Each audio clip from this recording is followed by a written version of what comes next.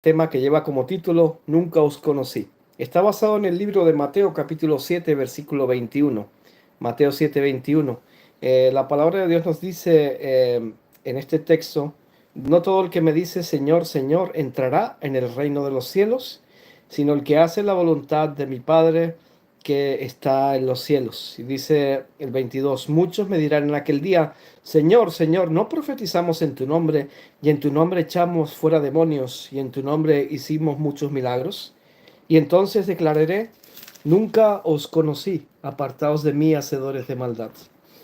El texto bíblico que acabamos de escuchar creo que es uno de los textos más complicados para un cristiano, y nos hace sacudir en el sentido de que aquí vemos un grupo de personas que hablan de Jesús e intentan de alguna manera reflejar una piedad y, y dicen ser cristianos, llevan el nombre de Cristo, hacen obras en el nombre de Cristo, y grandes cosas, expulsan demonios incluso. Dice que también directamente lo relacionan con la sanación de enfermos. Es decir, ninguna persona eh, tendría la capacidad de hacer estas cosas aparentemente si no fuera con un poder mínimamente especial, un poder divino, le dicen algunas personas. Sin embargo, aquí la palabra de Dios nos dice que incluso haciendo estas cosas, llegando el momento en el que se encuentren con Jesús, Él les diga, no os conozco. Corremos nosotros el peligro de caer en esta situación, porque esto es una falsa seguridad. Ellos de alguna manera, lo que describe la palabra de Dios, no nos estamos colocando ni en un sitio ni en otro, intentamos ser objetivos. Lo que nos presenta la palabra de Dios es que esta situación es peligrosa, porque ellos pensaban de alguna manera que podrían tener una garantía por estar haciendo estas cosas, y seguramente tendrían una cierta seguridad de que ellos lo estaban haciendo en el nombre de Dios. Hay un testimonio del libro de Mensajes Selectos, tomo 2, página 62, que dice: los siervos de Dios hoy no podrían obrar mediante milagros, porque se realizarían obras espurias de curación que se harían pasar por divina. Deben establecerse sanatorios, dice Elena de White.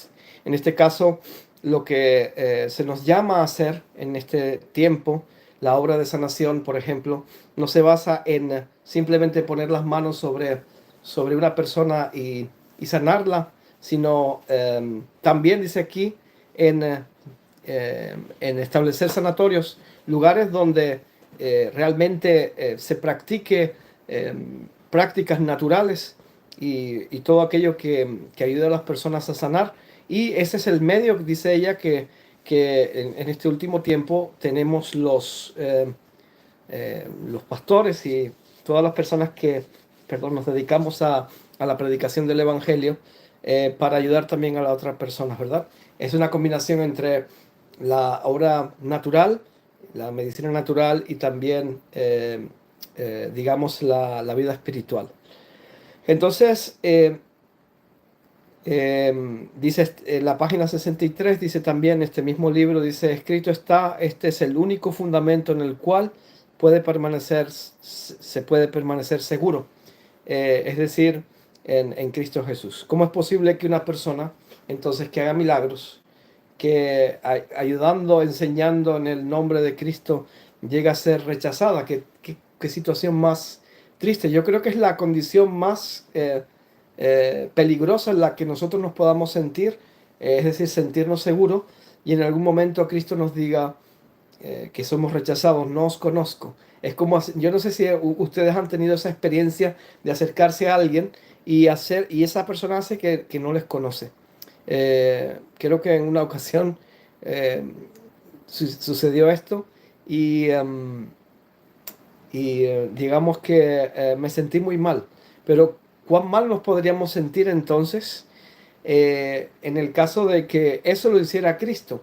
No es que Él nos conoce, pero no nos reconoce como sus hijos. Sí caminamos en ese camino, perdón, peligroso, de el que vamos a ver más adelante. Dice, eh, el que hace la voluntad de mi Padre solamente es aquel al cual yo reconozco. ¿Cuál sería entonces la voluntad del Padre? Es interesante ver cómo hay personas que, como cristianos, muchas veces nosotros intentamos hacer una religión a nuestra propia medida. Es decir, adaptamos la Biblia a nuestra vida, cuando en realidad la Biblia, o sea, nosotros nos tendríamos que adaptar a la palabra de Dios, porque ella es la que marca nuestros patrones morales y éticos también, la manera en la que nosotros tenemos que proceder. Pero a veces nosotros, como el caso de Caín, adaptamos la religión y hacemos, Dios dice esto, pero yo pienso que se podría hacer de esta manera. Dios nos da la libertad, por supuesto, incluso hasta de cuestionarlo, porque Él nos creó con libre albedrío. Nunca de menospreciarlo, pero sí de, de preguntarnos por qué hacemos las cosas. Pero el peligro está en que cuando nosotros nos aventuramos a hacer nuestra propia voluntad en sacrificio de las enseñanzas de Dios, estamos en un terreno peligroso. Es decir, estamos creando nuestra propia religión. Em, Dice que solamente el que hace la voluntad del Padre es aquel que puede vivir una vida conforme a su voluntad. Pero ¿cuál es la voluntad del Padre? Vivir una vida que agrada a Dios y no a los hombres. En una empresa, por ejemplo, donde todos roban y tú eres la única persona que no roba, aunque no estés acusando a la persona directamente delante del jefe, tu manera de vivir va a hacer que las demás personas te odien y vayan en contra de ti. Eso es lo que dice la palabra de Dios acerca de la época de Noé, en la que él era un hombre piadoso. Él simplemente quiso obedecer la palabra de Dios, pero la gente se burlaba, la gente se reía, incluso lo odiaban y hicieron planes. Dice el libro de Patriarcas y Profetas que incluso saboteaban, intentaban sabotear la obra del arca que se estaba construyendo, y en lugar de que sus planes prosperaran, pues esas cosas que intentaban sabotear eran beneficios de la misma obra. Dios quiere entonces que hagamos su voluntad. Y hacer su voluntad muchas veces significa ir en contra de la corriente, en contra de la mayoría. Dios quiere santificarnos. Santificarnos no es ponernos una luz en la cabeza y que brillemos sobre todos los demás, es apartarnos, que vivamos una vida diferente a la de los demás, que seamos un referente. Dios quiere preparar un pueblo diferente que diga la verdad en este mundo y que la gente tenga una referencia para que pueda ver el Evangelio. Así era Cristo. Él marcó la diferencia con su vida. Ahora, es una pregunta importante porque esta semana lo escuché. Da igual donde nosotros vayamos, da igual donde nos reunamos, da igual donde... Total, dicen, somos todos hijos de Dios, intentamos guardar los mandamientos y no hacemos mal a nadie. Y y mucha gente dice, ¿por qué no todas las personas, porque eso lo acabamos de leer, por qué no todas las personas que dicen ser cristianas se van a salvar? Eso no lo digo yo. A mí me gustaría que así fuera y que todas las personas que dicen ser cristianas se pudieran salvar. Pero eso no es lo que dice la palabra de Dios. ¿Qué puedo hacer entonces? Porque dice aquí, no todo el que dice Señor, Señor entrará en el reino de los cielos. No todo el que se dice cristiano podrá entrar en el reino de los cielos. Pero yo creo que es una pregunta sincera la que nosotros podemos decir, ¿qué podemos hacer para no estar en ese grupo que el Señor no reconoce? Porque sería muy triste, ¿verdad? ¿Qué puedo hacer para no ser engañado y no caer en esa trampa o de falsa seguridad en la que yo pienso que estoy bien, pienso que no hay nada que podamos hacer, más que pueda hacer, sino que estoy en el camino correcto, cuando en realidad podría estar en un camino equivocado, en un camino diferente? En el libro de Isaías, capítulo 4 versículo 1, encontramos una profecía muy interesante. Es una profecía muy corta. eh, y se habla de, precisamente el libro de Isaías es un libro increíble en el que nosotros podemos ver toda la vida de Dios, o toda la Biblia de alguna manera representada. Dicen algunos teólogos que si no existiera otro libro, sino el libro de Isaías, podríamos entender todo el mensaje que Dios tiene para nosotros. Si nos fijamos bien, hay una parte que Isaías habla de la creación, Isaías habla de la ley de Dios, Isaías habla de el Evangelio, Isaías 53 especialmente habla de los sufrimientos de Cristo, Isaías habla del porvenir, dice que de mes en mes y de sábado en sábado iremos a adorar al Señor, habla de la tierra nueva, o sea, él empieza a hablar de toda la creación, de la vida de Cristo, de la vida futura. Y aquí el libro de Isaías capítulo 4 versículo 1 es un libro, tiene un tono, digamos, profético. Y el tono profético tiene muchos símbolos. Los símbolos de la palabra de Dios son interesantes de escuchar y de entender.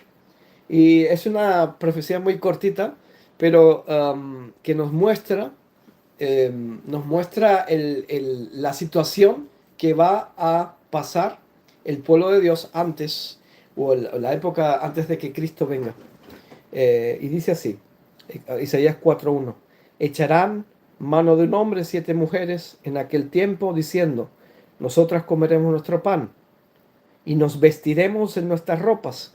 Solamente permítenos llevar tu nombre, quita nuestro oprobio. Este texto bíblico, como dije antes, profético, tiene un contexto interesante. Puede interpretarse de varias maneras, pero hay una interpretación muy acertada, apoyada por el resto de la palabra de Dios y también por los testimonios. En aquel tiempo, en la época en la que se escribe el libro de Isaías, unos 750 años antes de Cristo, eh,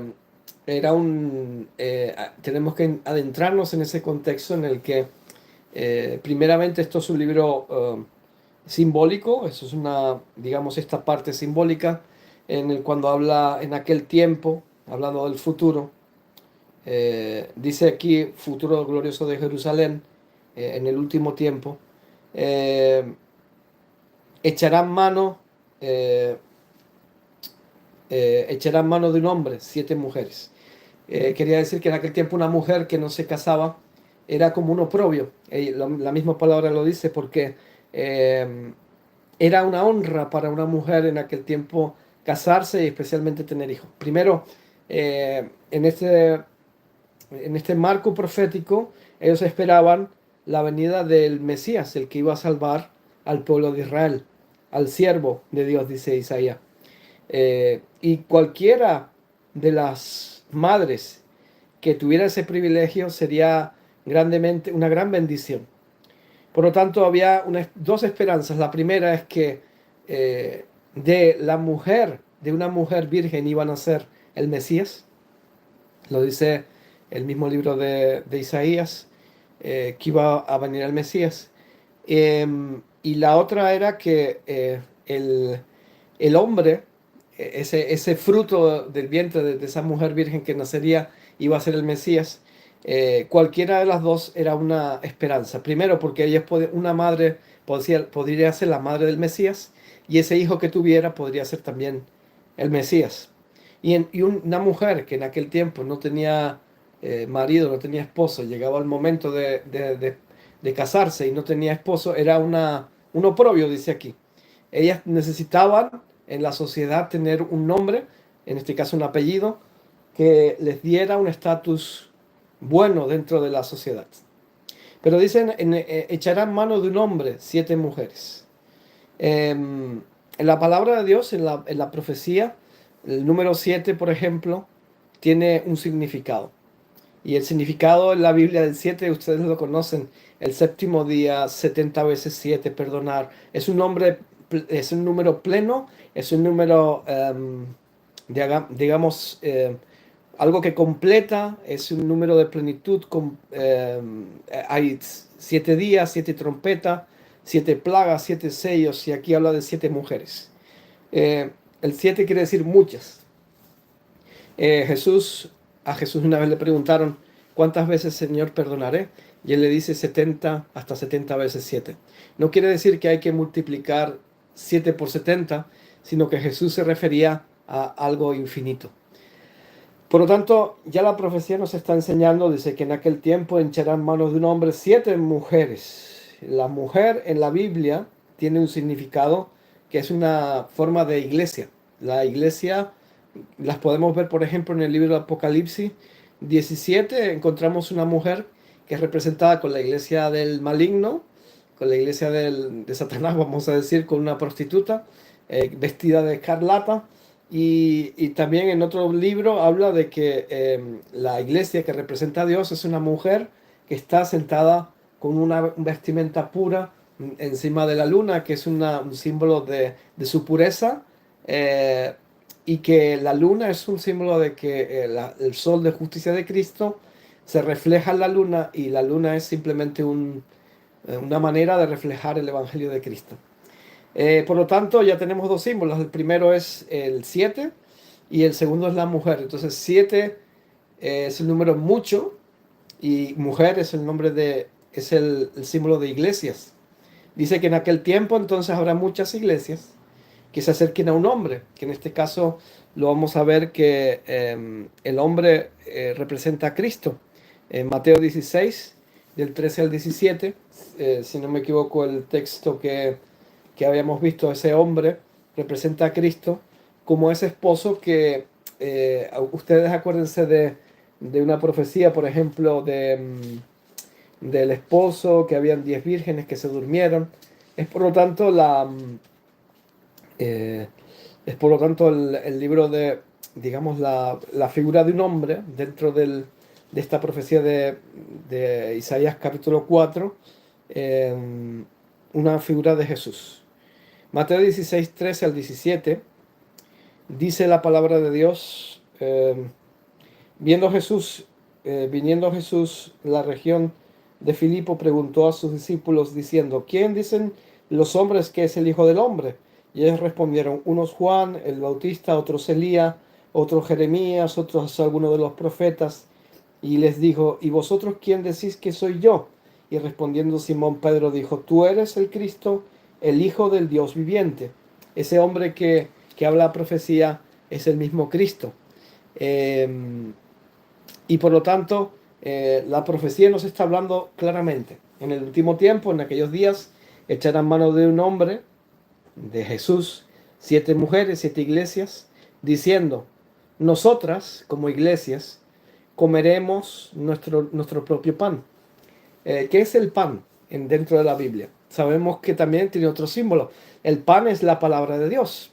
La misma palabra de Dios hoy, como dijo la hermana Nati que nos está viendo, hoy queremos alimentarnos del pan de la palabra de Dios. Y es cierto que el pan es la palabra de Dios, pero el pan en aquel tiempo, conociendo el contexto nuevamente, ¿quién llevaba el pan a la mesa de las personas del hogar, vamos a decir? En este caso era el hombre el que proveía el pan.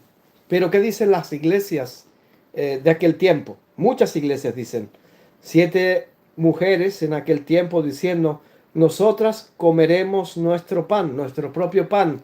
Es decir, no necesitamos de que tú nos des el pan. Es como un negocio que le están haciendo al hombre y decir, bueno, claro, como el matrimonio implica que tú vas a tener que proveer, imagínate tú casarte con cualquiera de nosotras y no vas a tener que mantenernos. Es la mujer la que tiene la capacidad de proveer directamente a la familia sin necesidad de que el hombre sude para proveer a su familia. Era una tentación en aquel tiempo, era una oferta que le estaban haciendo a este hombre que simbolizaba a Jesús.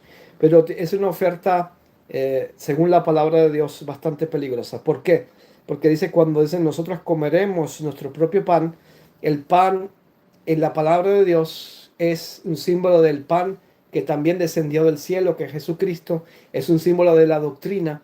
El pan tiene un ingrediente, tiene los ingredientes, el pan es provisto por el Padre, por el amo de la familia, por el dueño, el que, digamos, pone las reglas, el que tiene que ser respetado, especialmente en aquel tiempo en el que la figura patriarcal era muy respetada, eh, pero ahí le estaban haciendo una oferta, nosotros comeremos nuestro pan.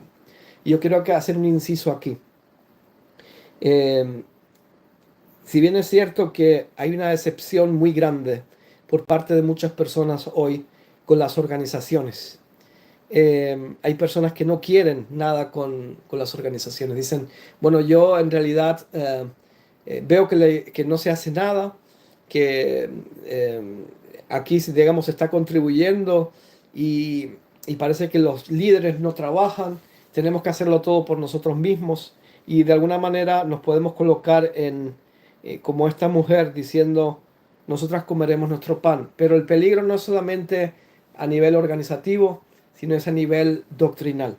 Es decir, cuando nosotros nos hacemos nuestro propio pan, cuando nosotros no dependemos del pan de vida que es el Jesús, que viene del cielo, y nos fabricamos nuestro propio pan. Yo creo que todos lo vamos a entender cuando vamos al supermercado y vamos a ver muchos tipos de panes. Imaginémonos, eh, en el lugar donde vivo, aquí en Holanda, hay supermercados donde hay muchos tipos de panes y ves panes grandes, panes pequeños, integrales, de diferentes colores. Pero la pregunta sería, ¿cuántos panes dentro de todo lo que allí vemos son panes saludables? Tengo el privilegio de que hacemos el pan en casa. Mi esposa especialmente es la que tiene le gusta mucho hacer el pan en casa. Llevamos años. Cuando uno prueba un pan que está fuera de la casa, especialmente los de los supermercados, se nota la diferencia.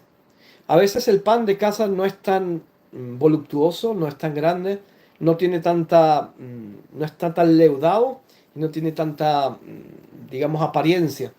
Pero hombre, uno se come una o dos rebanadas de ese pan y queda completamente lleno. Sin embargo, yo he visto gente que se come una y dos barras de ese tipo de pan que venden en el supermercado y no se siente satisfecha. ¿Por qué? Porque el pan eh, aparentemente sacia el hambre, pero no está supliendo los nutrientes necesarios.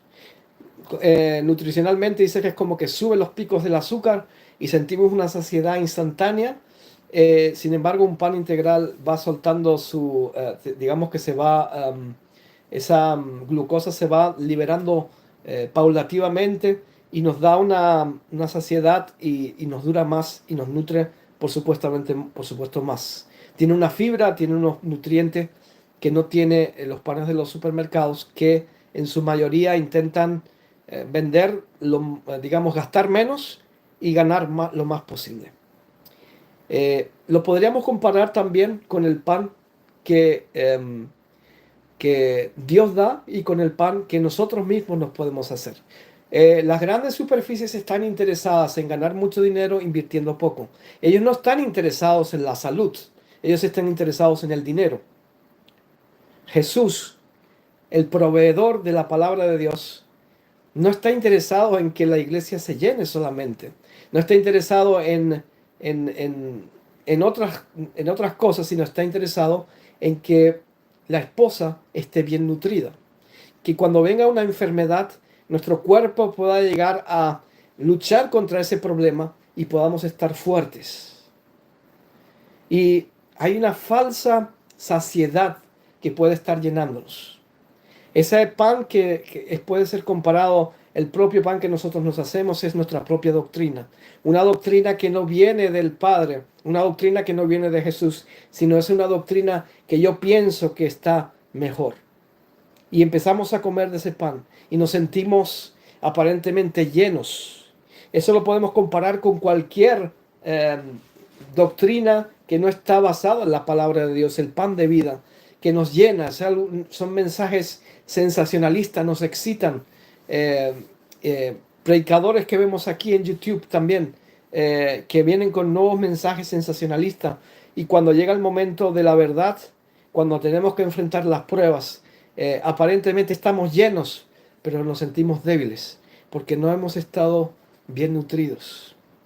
Y cuando llegamos a la iglesia podemos decir, es que yo durante la semana he visto este tema y he visto lo otro y el otro lo enseña de otra manera y no hay una estabilidad y se puede presentar de otra manera y dudamos de lo que viene en la palabra de Dios porque no se adapta a lo que nosotros pensábamos que era. Por eso las mujeres dicen, nosotras comeremos nuestro propio pan. Nosotras las iglesias fabricaremos nuestra propia doctrina. No, lo único, vamos a ver qué es lo que quieren más adelante. Y nos vestiremos de nuestras ropas. Nuevamente aquí vemos un espíritu independiente de Cristo, en el que la persona, como dice aquí, pero terminan diciendo, dice, déjanos llevar tu nombre. Y ahora lo vamos a ver más adelante. Primero, esas 7 iglesias intentan proclamarse cristianas sin depender de Cristo, haciéndose su propia doctrina, fabricando su propia, sin someterse a la autoridad, de este caso del Padre, que era en aquel tiempo muy importante. Y ahora dice, y nos vestiremos de nuestras propias ropas. Eh, Estamos hablando en el contexto de que llegará un día en el que el Señor no reconocerá a estas iglesias. ¿Por qué? No lo digo yo, lo dice la palabra de Dios. Dice primero, tienen su propia doctrina, no es una doctrina que viene del Padre, sino es una doctrina conveniente. Cuando nos viene bien, obedecemos. Cuando no nos viene bien, la cambiamos y todo el mundo se queda contento. No, la palabra de Dios dice que nuestro pan debe provenir del cielo. Y nos vestiremos de nuestras ropas. ¿Qué puede significar esto dentro de la profecía? Hay una figura muy importante también, muy similar, en el libro de Apocalipsis, capítulo 2, cuando él dice la palabra de Dios, eh, tú piensas que eres rico, pero yo te digo que eres pobre,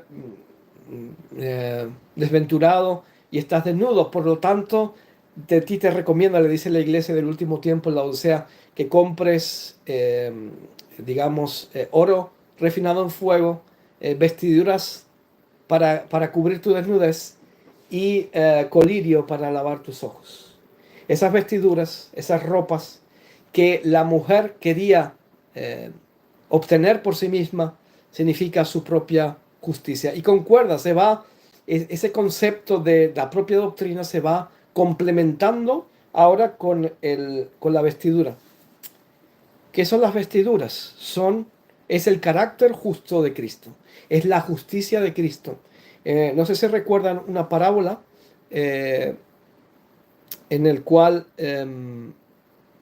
la palabra de Dios dice que eh, había un hombre que invitó a unas bodas y de alguna manera las personas no quisieron ir. Y en Apocalipsis capítulo 3 versículo 14 al 17 vamos a leer lo que dije antes, eh, que habla de esas ropas, para que tengan el texto.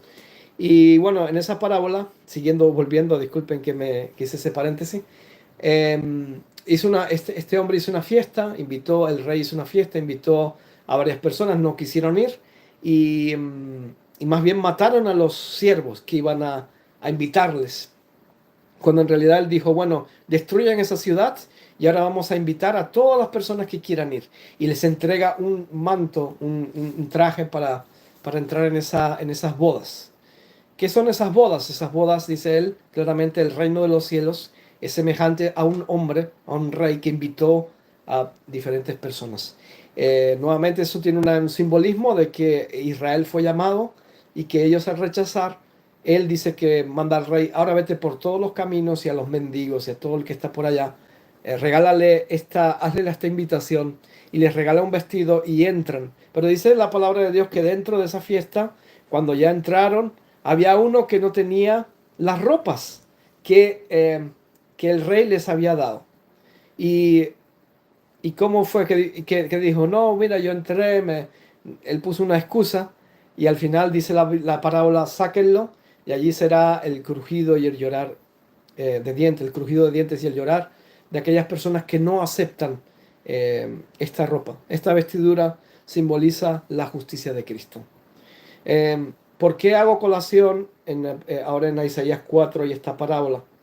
Dice, y nos vestiremos de nuestras ropas. Aquí está. Esas personas que se visten con sus propias ropas y no aceptan la ropa que Cristo les da, son las personas que el Señor también les va a rechazar. ¿Dónde? En la fiesta, cuando Él vaya en el reino de los cielos. Eh, y aquí la ropa también simboliza algo interesante. Cuando nosotros volvemos otra vez al Génesis, cuando Adán y Eva pecaron, ¿qué fue lo que hicieron? Dice que ellos se sintieron desnudos y que ellos se cosieron unas ropas de higuera y se intentaron presentar delante de Dios. ¿Qué hace Jesús? ¿Qué hace Dios? Quita esa ropa y les da unas túnicas que Él mismo hace para cubrirlos del frío y para protegerlos. Es un símbolo precisamente de nuestra propia justicia. Y entonces la profecía, volviendo, dice: echarán mano de un hombre, de Jesús, 7 iglesias, 7 mujeres, en aquel tiempo, diciendo: nosotras comeremos nuestro propio pan, nosotras tendremos nuestra propia doctrina, no te preocupes, no vas a tener que sudar para darnos el pan, haremos lo que nosotras pensamos que está bien. Dice aquí también, nosotras, y nos vestiremos de nuestras ropas. No es necesario que tú te esfuerces en comprarnos las ropas. La ropa nos la vamos a hacer nosotras mismas. Entraremos con nuestra justicia, con nuestra propia medida. Y eso es algo peligroso. Porque realmente, vamos a volver después al texto de introducción de Mateo capítulo 7, es que la condición para que nosotros seamos rechazados por Dios va a ser esta. Primero, enseñaron como quisieron, la propia doctrina, y se vistieron de sus propias vestiduras, con su propia justicia, es decir, no aceptaron a Cristo como su proveedor, salvador personal. Y volviendo a la parábola, hacia adelante, de las bodas, la sierva de Dios dice que en esa ropa que se le entregó a esos mendigos y a aquellos que estaban por la calle, no existía ni una sola hebra, ni una sola fibra de obras propias. Es decir, el manto que Jesús nos quiere entregar es el pasaporte directo hacia la vida eterna. Y no está hecho de obras humanas. Mi pregunta sería: ¿cuál es el problema aquí en Isaías 4 y cuál es el problema en el texto de Mateo 7:21? Voy a empezar con una pregunta. ¿Qué hicieron estos invitados para merecer estar en la boda del rey? ¿Cuántos años tuvieron que trabajar? ¿Cuántos años tuvieron que guardar los mandamientos, cualquiera de los que sean? ¿Cuántos años tuvieron que hacerse vegetarianos? ¿Cuántos años tuvieron que hacer un sacrificio, dar ofrendas? ¿Qué hicieron ellos para merecer ese traje? Absolutamente nada. Porque dice que ese traje que nos da acceso al cielo no tiene ni una sola fibra de obras propias. Lo único que tuvieron que hacer ellos fue aceptar el traje que les daba acceso a la vida eterna, al reino de los cielos. ¿Cuál es entonces el problema de el libro que acabamos de leer en el libro de Mateo 7:21? Muchos me dirán en aquel día: Señor, Señor, en tu nombre hicimos esto, esto y esto. Y Jesús dice: apartaos de mí, hacedores de maldad. En definitiva, aquí no está hablando de que, si es verdad, la palabra de Dios dice, en el libro, la palabra griega que utiliza es anonimia, que significa ustedes que transgreden mi ley. En otras traducciones, en holandés, por ejemplo, está directamente ustedes que transgreden la ley. Aquí dice hacedores de maldad. Pero bueno, hacer mal es ir en contra de la ley de Dios. Pero es una traducción literal. Apartaos de mí, hacedores de maldad. Ustedes dicen esto, esto, esto, pero comen vuestro propio pan, hacen vuestra propia doctrina, se quieren salvar por sus propias obras, cuando en realidad yo ya les di ese pasaporte. Están intentando entrar en el reino de los cielos con un traje que no es aquel que yo les he dado a ustedes. Y por lo tanto, no os conozco. Porque ese traje no está hecho por mí, ese traje está hecho con vuestras propias obras. Qué situación más complicada, porque en realidad, si bien es cierto que literalmente dice el texto que hacedores de maldad significa ustedes que transgreden mis mandamientos abiertamente, sabemos lo que está mal, pero lo hacemos deliberadamente porque pensamos que es lo mejor. Al fin y al cabo, en una profundidad más espiritual, podemos llegar a decir que ninguno de nosotros podría entrar en ese reino sin la justicia de Cristo. ¿Por qué? Porque ese traje que el Dios nos quiere regalar, ese vestido que Dios nos quiere regalar, ese vestido de bodas, es la garantía de que nosotros podemos entrar. Ese vestido nos cubre nuestro pecado, no nos salva en nuestros pecados, sino nos salva de nuestros pecados. Es como ese manto transformador que mientras nos lo pone nos sana por dentro y nos da la capacidad de entrar al reino de los cielos. Pero lo interesante no es porque que cuando nosotros nos encontremos con Cristo, Él no nos va a decir, tú guardaste la ley, tú no, sino nos va a decir, tú aceptaste mi justicia. Porque al fin y al cabo, por nosotros mismos no podemos. Necesitamos la justicia de Cristo que nos va a dar la capacidad de poder llegar al nivel que Él quiere. Guardar los mandamientos de Cristo, lo dije en otros temas, no solamente se refiere a los 10 mandamientos, pelados así en la letra fría, sino se refiere a todo su significado y a toda su profundidad. Jesús dejó más de 120 mandamientos después de su muerte, aparte de los 10 mandamientos. Y ese manto de justicia nos hace merecedores, no por nuestros méritos, sino por sus méritos, para poder entrar en el reino de los cielos. Jesús mencionó, por ejemplo, 2 de los 10 mandamientos. Y si ustedes dicen no matarás, no quiere decir solamente sacar un cuchillo y matar a otra persona.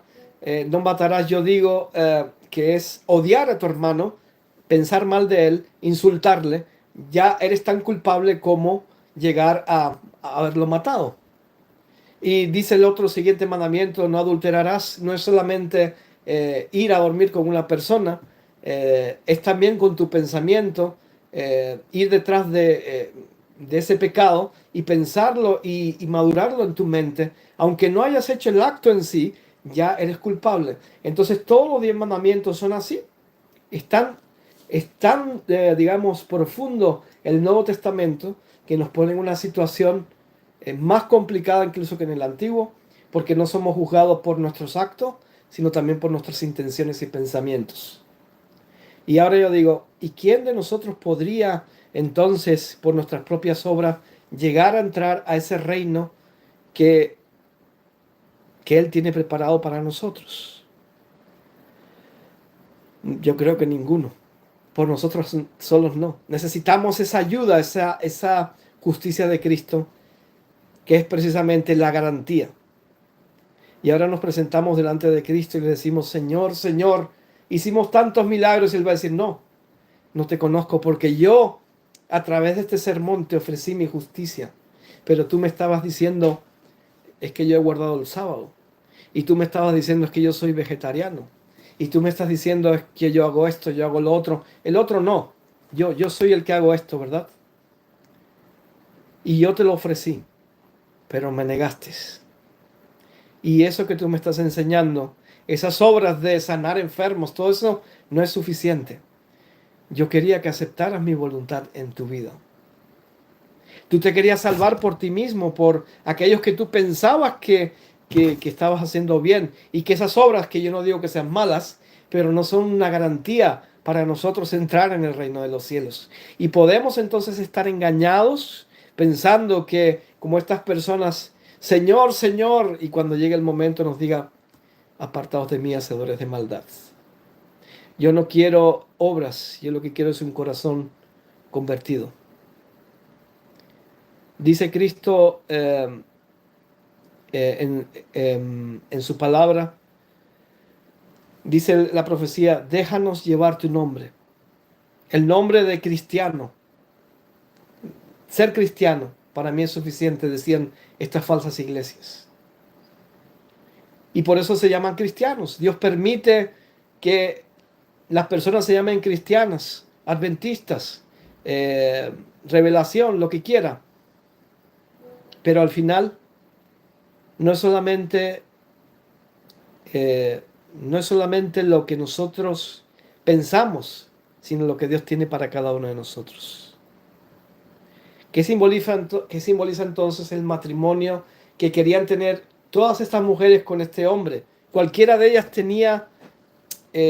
quería llevar el apellido de ese hombre para quitar el oprobio.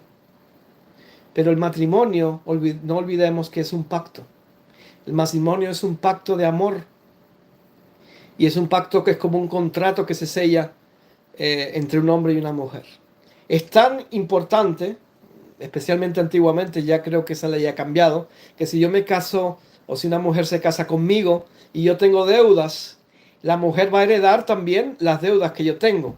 Parece que en la actualidad esto se puede cambiar, pero todo lo que tiene el marido lo va a heredar también la mujer. Y todo lo que la mujer tiene también lo hereda el marido. Pero en este sistema figurativo, cuando nosotros hacemos un pacto con Jesús, todo lo que Él tiene, nosotros como iglesia lo vamos a heredar. Eh, y el problema fue que ese pacto fue roto por Israel. Vamos a leer en el libro de Primera de Reyes, capítulo 19, versículo 10. Primera de Reyes, capítulo 19, versículo 10.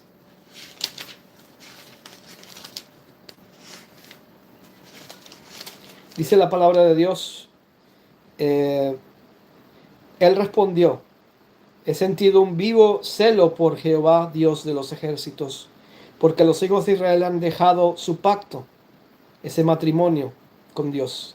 Han derribado sus altares, es decir, es un culto falso, y han matado a espada a sus profetas, y solo yo he quedado, y me buscan para quitarme la vida. El profeta Elías, cuando está huyendo, declara al Señor la situación del pueblo de Israel. Ese matrimonio que ellos habían hecho, se habían comportado de manera infiel. Dice que hay varios elementos que esa iglesia falsa de aquel tiempo hacía. Y así también nosotros podemos identificar hoy iglesias falsas en la palabra de Dios. Primero, que dice que han dejado tu pacto, que es el pacto. Una iglesia que no guarda los 10 mandamientos no es una iglesia de Dios. Puede llamarse X, puede llamarse lo que sea, puede llamarse, dice la Biblia que eso fue lo que pasó con Israel. Y dice, si esto lo hago yo con Israel, que son hijos míos, ¿cuánto más lo voy a hacer con ustedes que son injertados? Derribaron el pacto, no importa cómo se llamen. Una iglesia que no respeta sus mandamientos ha derribado el pacto. Han derribado sus altares. El culto se ha convertido prácticamente en un show o un menú a la carta en el que las personas van a escuchar lo que ellas quieren y las personas salen emocionadas y si no toca mi corazón, pues esto no es la historia de Dios. O sea, no es el mensaje de Dios. Con este me siento bien y con el otro no. Cuando en realidad nosotros leemos en la palabra de Dios que la gente, cuando escuchaba el testimonio vivo y los profetas se ponían a leer la escritura delante del pueblo, dice que ellos lloraban y salían compungidos porque les sacudía su corazón hasta el punto de que les reprochaba y les hacía una transformación profunda. Eso es lo que esperábamos nosotros cuando vamos a los cultos, no solamente palabras bonitas, sino escuchar la palabra de Dios. Porque Dios tiene que su culto sea un momento en el que Dios se manifieste. Y estas falsas iglesias han convertido los cultos en prácticamente un show, en el cual bien en diferentes actividades, incluso con la música, con los mensajes sensacionalistas, con esto, con lo otro, pero Cristo no está en el centro. Es una manera de tocar los sentimientos, pero está basado en quebrantar el pacto. Y dice, ya han matado a espada tus profetas. Es decir, ¿cómo podemos matar hoy en día a espada a nuestros profetas? A mí no me interesa el mensaje que está predicando este hombre. Hoy cambiamos el canal y se acabó. A mí no me interesa solo los libros de los testimonios. Yo voy a tomar lo que me interesa y lo que no, no. Eso es matar a espada. Es decir, apartarnos del testimonio directo de la palabra de Dios es matar a espada a los profetas. Y déjenme decirles claramente que hay personas que están asustadas porque llegan a la iglesia y se ponen a leer determinados testimonios y los mismos pastores dicen, mira, ¿sabes qué? Mejor de esto no lo enseñes la próxima vez. Este libro no lo leas más, por favor, porque estás alborotando a la gente, dicen. Y la gente dice, pero si esto es lo que nosotros hemos enseñado siempre. Sí, bueno, pero es que ya sabes, ¿no? Ya saben todos a lo que nos referimos. Matar a espada a los profetas es quitar el testimonio de los profetas directos. ¿Por qué? Porque dice aquí Elías, mataron a todos los profetas, soy el único que queda. ¿Por qué? Porque ellos decían la verdad, le molestaba al rey de turno y los mandaba a matar. Y se quedaban sin profeta. Y entonces aparentemente ese mensaje ya no les iba a molestar. Y ya había otros profetas que les decían palabras bonitas, dice el profeta de Isaías. Y hay un capítulo en Isaías que dice, dinos solamente palabras bonitas y todo el tema, ¿no? Y a Isaías lo metieron en un pozo y por eso lo llamaban, por eso lo tenían de alguna manera tan despreciado, ¿verdad? Jeremías, perdón. En este caso podemos ver que la experiencia de Israel eh, demanda una fidelidad a Dios. Quería concluir solamente con una experiencia que refleja precisamente eh, lo que nosotros podríamos estar viviendo en este último tiempo. Yo he utilizado la parábola de Mateo capítulo 7, cuando nos acercamos a Dios y dice, muchos dirán, Mateo 7, 21 al 23, Señor, Señor, en tu nombre profetizamos. Pero la cruda realidad es lo que pasa en nuestra vida diaria. Lo acabamos de leer, somos personalmente infieles a Dios porque sabemos la verdad y nos apartamos. Y nosotros queremos intentar agradar a Dios, pero a veces intentamos, el problema no está en que nosotros caemos, el problema está en que nosotros intentamos engañar a Dios. Y lo voy a comparar con la experiencia, por ejemplo, de un esposo que está engañando a su esposa, o de una esposa que está engañando a su esposo, da igual. Es un acto deplorable, según la palabra de Dios, y que traiciona también la confianza y el amor de una pareja. ¿Y qué hace el esposo? La esposa sabe que el hombre lo está engañando, pero el esposo hace como que no pasa nada. Él sale y tiene un encuentro con otra persona, tal vez viene a su casa, llega cansado y intenta hacer ver a su esposa que todo anda bien. Y tal vez le trae una flor. Y tal vez le canta una canción, le dedica una canción bonita. Y tal vez empieza a intentar abrazar a su esposa.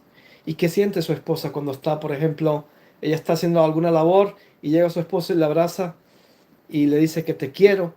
¿Y qué piensa en su interior? ¿Qué piensa ella en su interior? ¿Qué piensan ustedes? ¿Qué estaríamos pensando? Pero si me estás abrazando, me estás cantando y me estás diciendo que me quieres, cuando en realidad mi corazón no te pertenece. ¿Qué daño le hacemos a esa persona cuando nosotros la engañamos de esa manera y pensamos que ella no se da cuenta? Y cuando le decimos que te quiero, y cuando tal vez le cantamos, y tal vez le hacemos un homenaje. Qué buena es mi esposa o qué bueno es mi esposo, cuando en realidad lo estamos engañando. Mi pregunta es, ¿cómo creen ustedes que se siente Dios? ¿Por qué dice Jesús en su parábola, nunca os conocí? Porque es la misma actitud que nosotros tenemos con Dios. Intentamos acercarnos a Cristo y Él nos dice, nunca os conocí. ¿Por qué? Porque tú dices que me amas, tú cantas, tú haces milagros, tú sanas y echas a los demonios y todo en mi nombre, pero llevas una doble vida. No has entregado tu vida, no has entregado mi corazón. Hay otra persona en tu vida, tienes un corazón dividido y yo no acepto un corazón dividido. Y saben ustedes, queridos hermanos, el problema no es que nosotros nos hayamos apartado del camino. El problema no es que nosotros hayamos sido infieles a Cristo, sino el problema es que nosotros sabemos la verdad e intentamos justificar el mal que nosotros estamos haciendo. Que una y otra vez, como dice Apocalipsis, Él toca la puerta de nuestro corazón y nosotros estamos intentando engañar a Dios. Dice la palabra de Dios, no penséis que yo puedo ser burlado, no penséis que yo estoy ciego. Ojalá viniera alguien y cerrara la puerta del templo porque no me agradan vuestras ofrendas. Llevamos una doble vida. No estoy hablando de una mujer, estoy hablando del pecado. Decimos amar a Dios. El sábado todo muy bonito, una vez por semana todo muy bonito, pero todavía nuestro corazón está lejos del Señor. Tenemos otro Señor en nuestra vida. Y ahora, lógico, desde esta perspectiva, el Señor nos dice, nunca os conocí. El problema, como dije antes, es que no reconocemos. El problema es que aunque estamos desnudos, Él nos ofrece ese manto de justicia y nos dice, yo sé que me estás engañando, pero por favor, cambia de vida. Yo te acepto, no importa. Has caído, levántate. Pero nosotros queremos presentarnos con nuestras flores, con nuestra propia justicia. Y esto no es suficiente. El Señor quiere que hay dos grupos. Y Dios quiere que nosotros estemos enamorados de Él. El Señor nos quiere a cada uno de nosotros, a cada uno de nosotros. Pero no nos ama porque somos buenos. Nos ama porque somos sus hijos. Nos ama porque decidimos aceptar su justicia en nuestra vida, su gracia, y porque queremos ser salvos. Yo no sé, querido amigo y hermano que nos estás viendo en esta tarde, qué es lo que está pasando en tu vida. Tal vez estés en ese dilema, pero el Señor tiene un mensaje para ti, tiene un mensaje para mí, y es que debemos aceptar su justicia. El reino de los cielos no es solamente para las personas que dicen serlo, sino para los valientes que aceptan su justicia, aceptan su condición pecaminosa y ponen su vida a los pies de Jesús y deciden ser transformados por su vida, por su justicia. Mi deseo y oración es que nosotros pertenezcamos al grupo de personas a las cuales el Señor dice, bien hecho, siervo fiel. Sobre poco fuiste fiel, sobre mucho te pondré. Que el Señor nos bendiga, es mi deseo y oración. Amén.